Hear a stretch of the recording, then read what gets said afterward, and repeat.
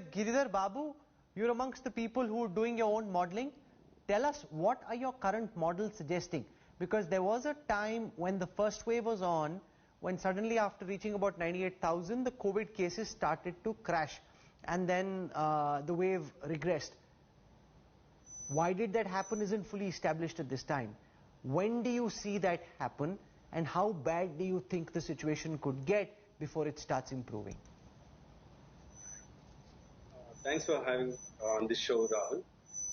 The way I am looking at several models and then getting a sense, this is just the beginning of the ascent of the second wave, with Maharashtra actually leading it, and they might have already Mumbai might be seeing maybe early signs of the decline, but Maharashtra will be probably far ahead of the curve.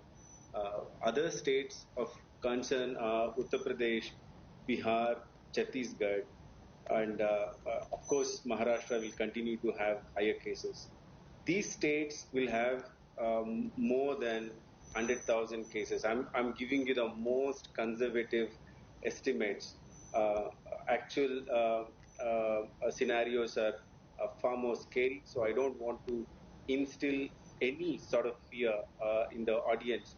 But what the model says, a very a grim scenario in some of the states.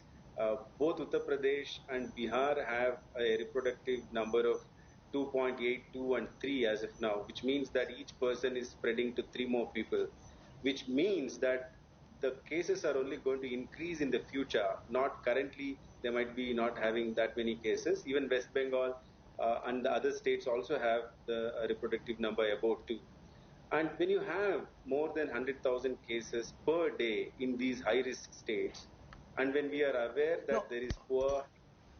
Well, one second. You're saying that each of these big states like West Bengal, Uttar Pradesh and Bihar, in your models are projected to hit 1 lakh cases, because our aggregate India number was 1,85,000 today. So you're saying each of these states at some point in time over the next few weeks you're projecting will hit 1 lakh cases? Yeah, so in the maybe towards the end of the first week of May, these states will have 100,000 cases each day. The good news, even among these cases, is nearly 90% of them will be asymptomatic. So we might be looking at the requirement of hospitals for 5% for critical care. So the way we manage second wave has to be completely different from the way we addressed first wave. Because the numbers are so large, because most of them are asymptomatic, we need to be catering to this 5% who will have access to critical care. Oxygen supply is absolutely critical. Some of the medicines that are required are absolutely critical. We should forget everything else and then prioritize only containing the transmission. Sometimes I'm really scared by the attitude of some of the people around, saying that this may not be that big a wave. We will be somehow be spared. The mortality is lower. It is not a major problem. Let us get back our focus on other aspects. Let's live with the virus. All that is fine. But now is the time. We just need to reduce the onward transmission of these cases by taking stringent and very aggressive containment measures. I know. No, let me put that question straight to you. A lot of people seem to believe that yes, the cases are rising, but the number of people dying, touch wood and mercifully, is very few.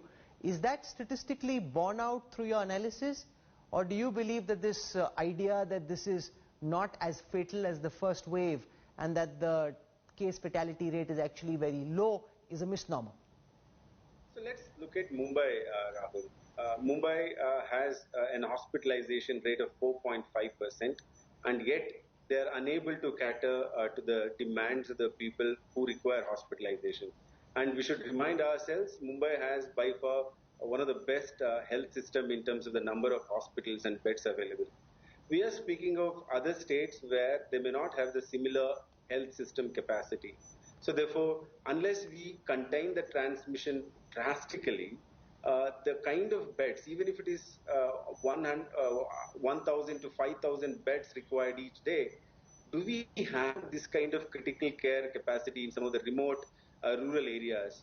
and some of the very dense settings. So if not, we need to be looking only at those states. Now, managing each state is more important than having a nationwide strategy, because each state is at a different, stage of the curve.